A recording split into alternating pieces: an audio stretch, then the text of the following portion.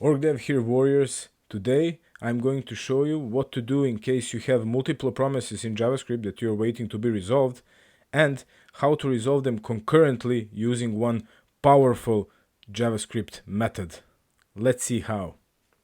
What we have here is a function raceQuest which receives race name and duration as parameters, and we're creating a new promise which is going to resolve after the number of seconds which we define in our duration, and it's just going to return a simple string. If you're not familiar with promises, you can just click on the link in the top right corner. And to continue, we have our function epic raceQuest, where we are creating 5 promises. So we are calling the raceQuest 5 times for each race name, and if we run it, when we run the function, we are going to get after 2 seconds human completed the quest, and then after 3 the elf, after 4 the dwarf, after only 1 second the orc, and finally the gnome 5 seconds. So how can we improve that? How can we do this concurrently and to improve our code? Let's check out. First, let's create an array, and we are going to call it quests. And here we are going to put all 5 of our promises for each race. So first the human, then elf, he's doing it in 3 days, then we have dwarf in 4, orc is the fastest, he's doing it in 1 day, and gnome 5.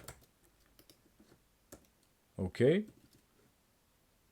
Now when we have our promises inside an array, we can remove this part, and now the magic can happen. We are creating race results, and we are waiting for Promise.All, and we are calling our quests here. So now if we go through our race results with the for each loop and we console log each result,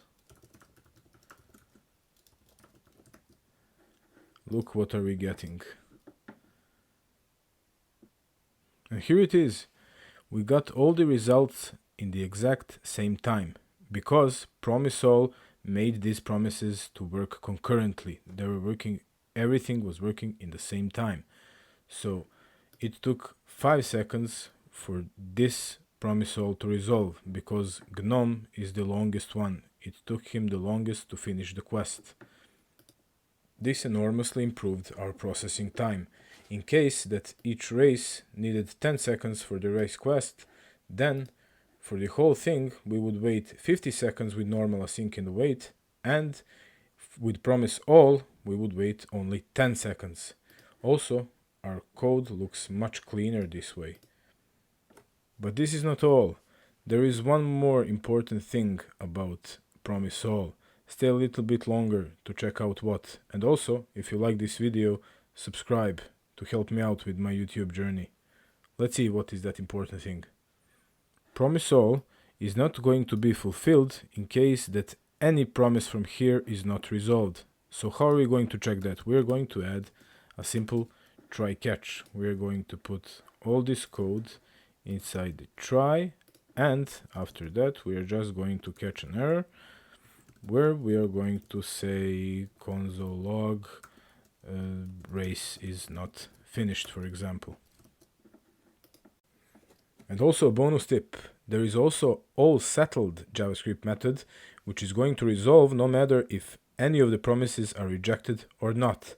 And I'm going to cover that in some of my next videos. See you guys, OrgDev out.